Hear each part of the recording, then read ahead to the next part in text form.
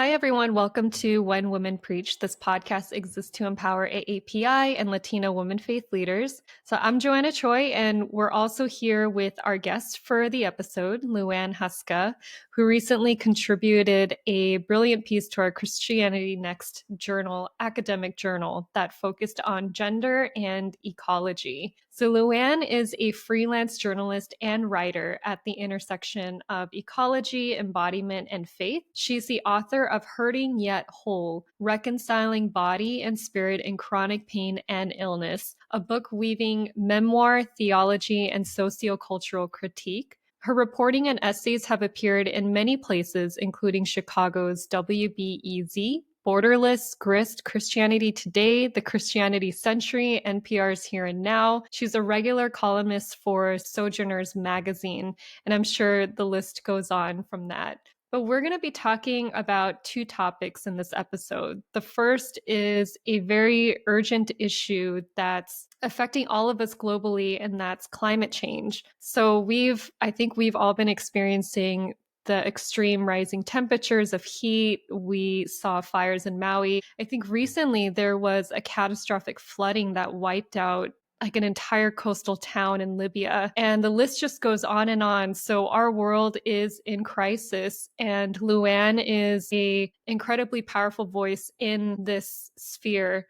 The second thing that we're going to talk about is her recent year-long sabbatical in South America and just navigating the emotions that come with being in a place where you don't need to think about specifically guns in school for a year and then coming back to where you do need to think about that now. And I think these two topics are connected and they're related in that they are forms of violence, whether that's against the earth, against our bodies. And so we're going to dive into those today. So let's start with our first topic of climate change. So the piece that you contributed to in the Christianity Next journal article was titled, "A Bible Written from an Indigenous Perspective Could Reframe Christians' Connection to the Earth." And in this article, you wrote, "If objectifying nature led Western societies down the road toward global climate crisis, then healing might come through articulating the interdependencies between humans and nature." And you touch upon several verses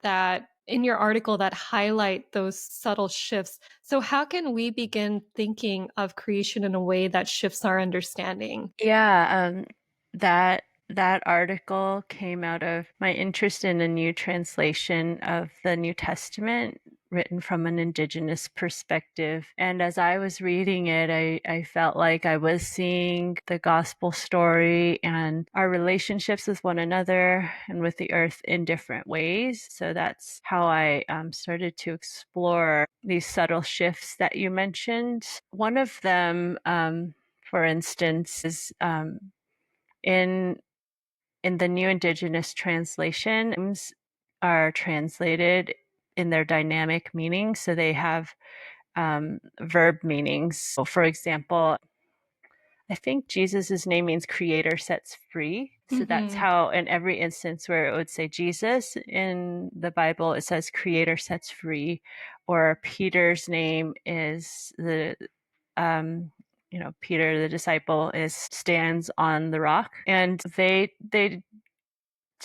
were trying to incorporate an Indigenous perspective and tell the stories the way an Indigenous elder would tell the stories. And one of those perspectives is kind of the relational nature between all of us, that we aren't just standalone nouns, but we're actually like beings in relationship with other beings. And that nexus where that relationship happens is actually where our identity lies, in relationship, not as separate individuals. So that's one way that those subtle shifts in the translation also help us to rethink our own relationship with the earth. So we're not separate from the earth, but we're actually in relationship with the earth. And Indigenous cultures have a great offering in that they have long seen the earth as kin, and creation, different elements of creation as kin. I know that can be a little bit like jarring sometimes to talk about like Mother Earth or, the sister moon or all these things, talking about like elements of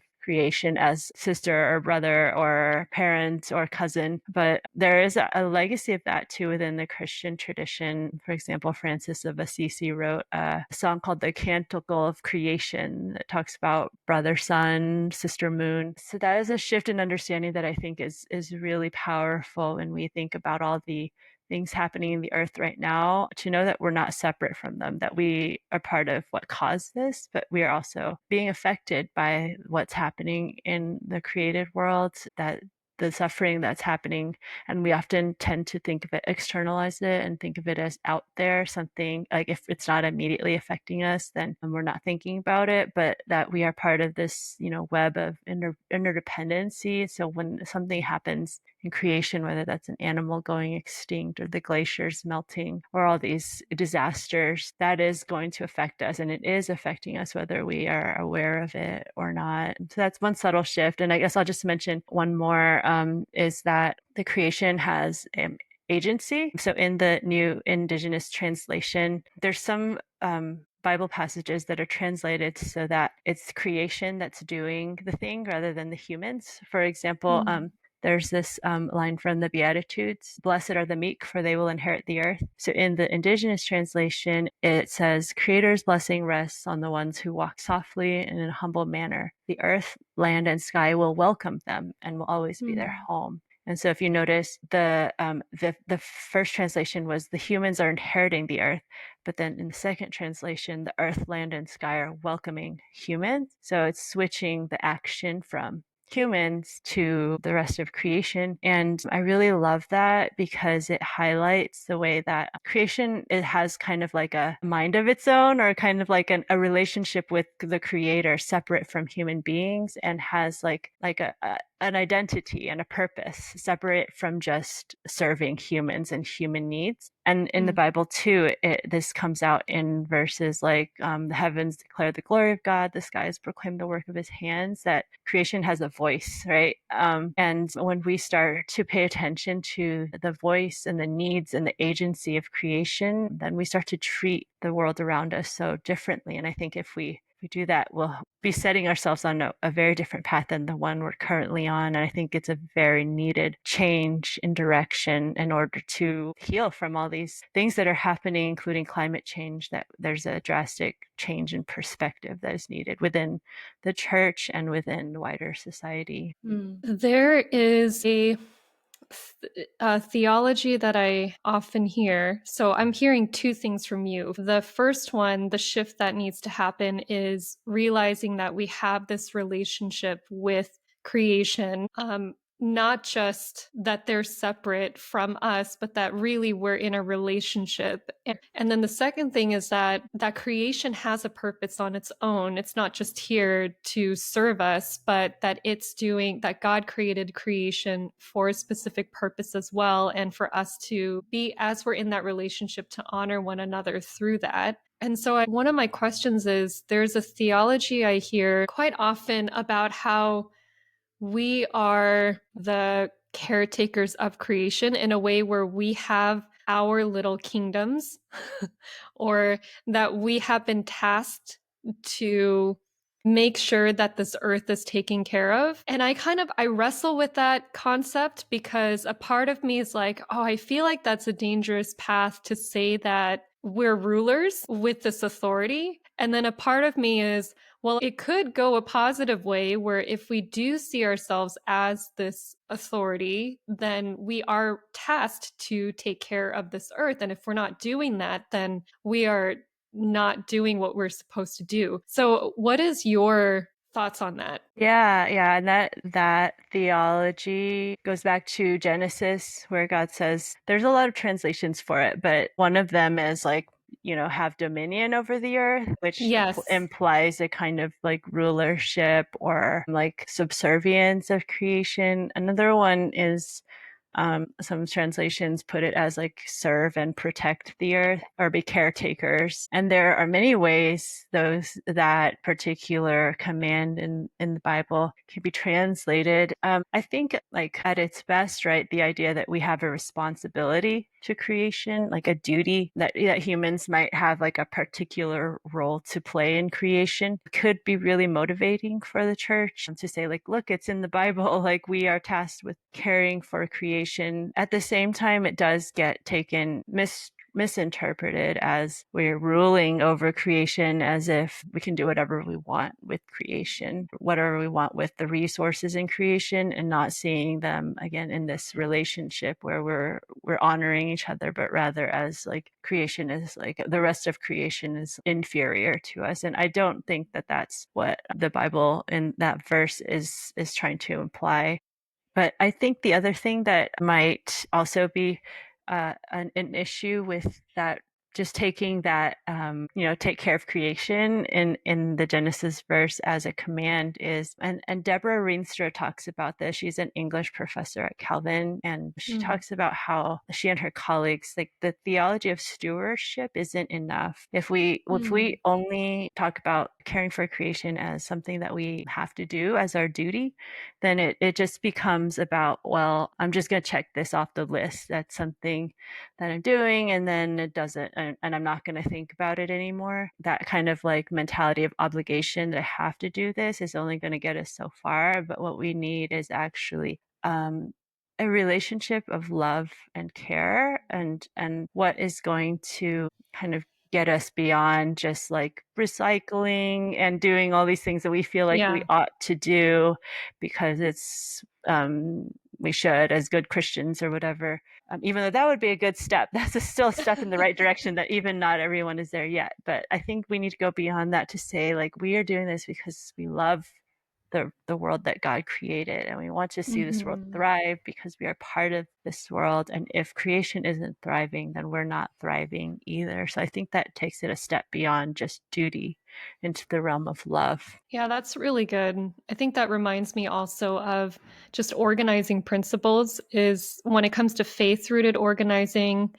There was a book written by Dr. Alexia Salvatierra. She talks about how there's different motivators. And so oftentimes in the church, it could stop at, because you're a Christian, you should care for this person. But really there's other motivators that are birthed out of love, as you said, gratefulness, or really enjoying the joy of being able to do something and connecting that with your relationship with God and as you're saying, of this earth. So I think that's a really important point. Yeah. So you also, I think this ties into because you recently went on a year-long sabbatical with your family to South America, which I've never heard of anyone doing. So that's pretty Yeah. amazing.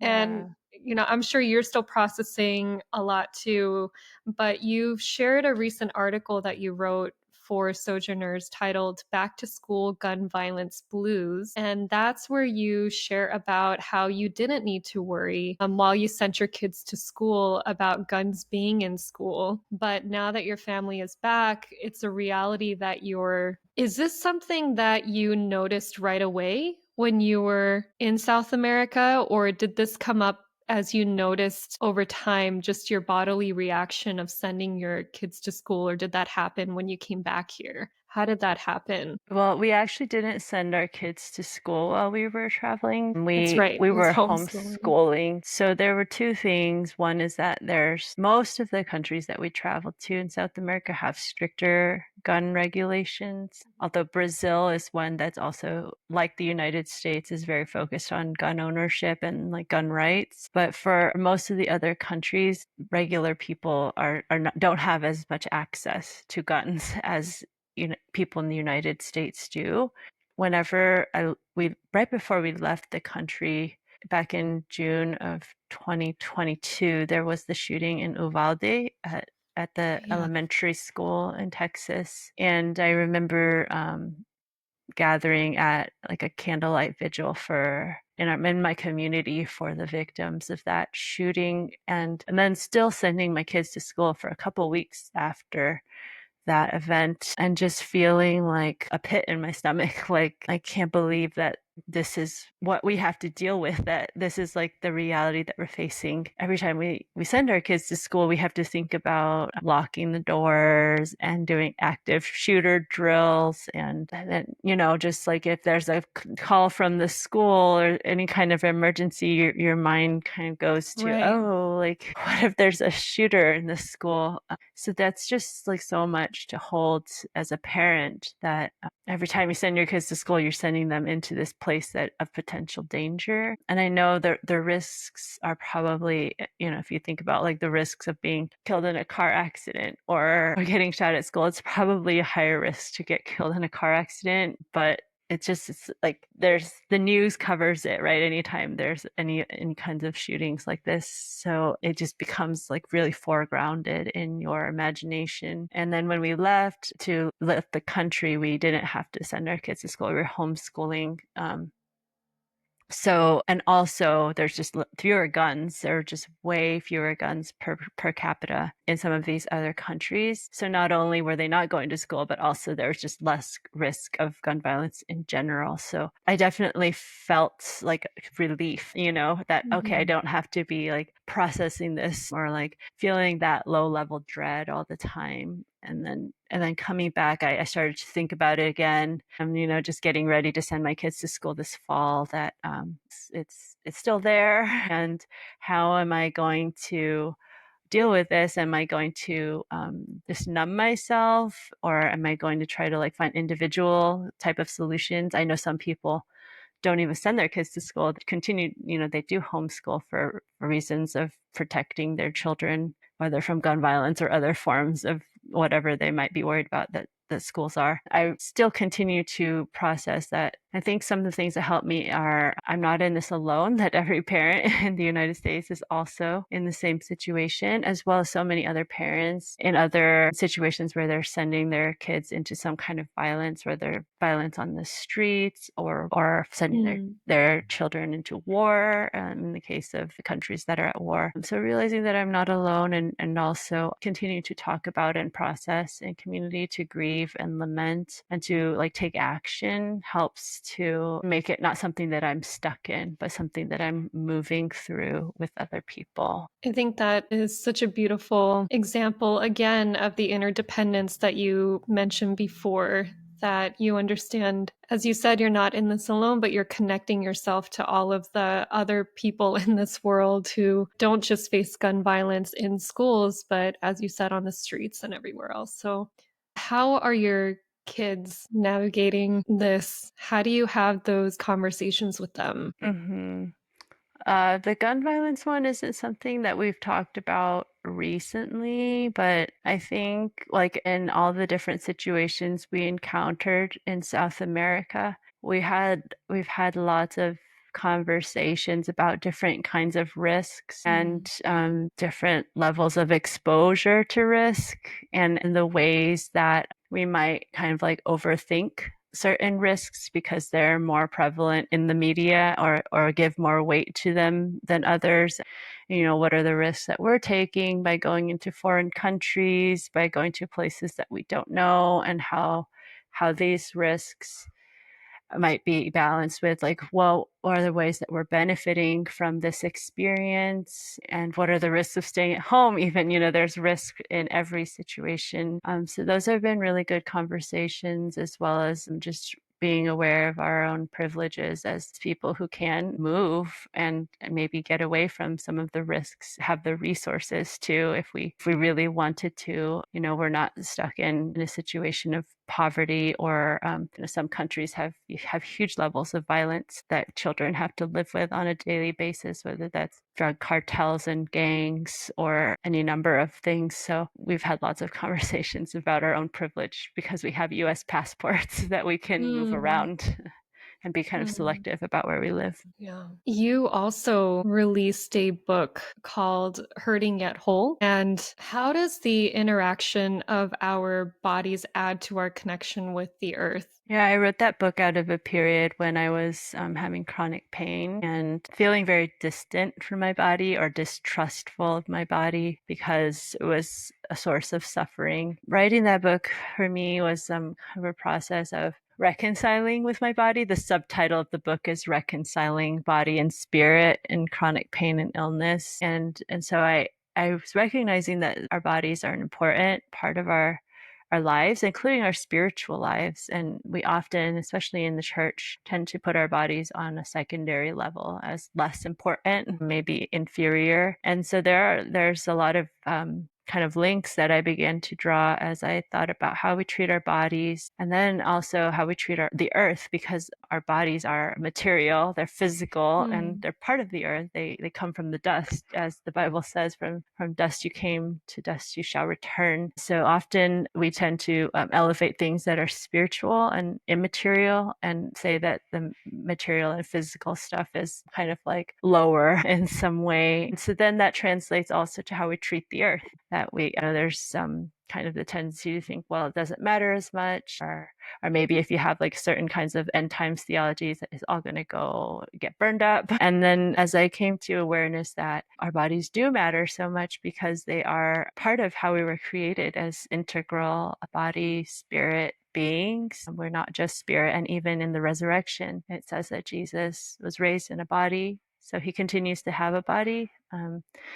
That shows incarnation and resurrection shows how much worth God places in our bodies and in the world that he created, so much that he joined himself to this world, and by taking on a human body, and continues to have a human body. So all that to me shows that our bodies are an integral part of our spiritual lives, and as well the earth is part of how we relate to God, an integral part of our spiritual lives that we often have put to the side, and our spirituality and our relationship with God is diminished without those things. So to the listening to our bodies as well is really important. How do you think by being able to cultivate that it can create change in environment and the gun violence sphere? Like, what is one practical thing you think you could share that people could start doing today? Yeah, I love that you said listening to our bodies. Our bodies have limits, and we need to rest, and we need to sleep, and we need Sabbath. And often we override those limits because we have this narrative that we need to just like overcome all our limits, both physically, but also, economically, that we're always trying to like grow the economy and produce more. And then what happens with that narrative is that we stop paying attention to our limits. And so when we listen to our bodies and they're saying stop, that forces us to realize that we can't just go on forever, and we can't just consume everything from the face of the earth forever as well. The earth also has limits. So when we're able to pay attention to those things, I think that allows us to honor our limits, which also places us in relationships of interdependence with others. Like, we can't do it all ourselves, so we need other people. We depend on other people, but also forces us to come to terms with the limits of the earth as well. And then listening to our bodies too, also, I think is really important when it comes to gun violence. I appreciate that you were asking, how were you holding this? When did you notice? Those are all questions of, at listening and paying attention to what's happening in our bodies in those times when we're in these traumatic or crisis situations, and where we often want to kind of ignore the reactions that are happening in our bodies because they might be overwhelming. But again, in these situations, our bodies are partners that are providing us valuable information about what this means for us, and maybe we're having kind of like a fight or flight reaction to gun violence. Our breath is, more shallow, our heartbeat is accelerating or getting hot. And that's helping us to understand like how deeply these things affect us, or maybe we're numb to it because we don't want to feel that vulnerability and that pain. But our bodies, paying attention to our bodies, can help us to process those things. Because if we don't, then we're kind of stuck in those situations where we're want to run away or just like fight, and not coming to a more healthy relationship with our realities and being able to move forward rather than being stuck. Yeah, and I appreciate how you said that there's a movement forward and that you're moving through it instead of moving straight past it. And I think that there is a wisdom in that by walking slowly through the present moment. So thank you for that.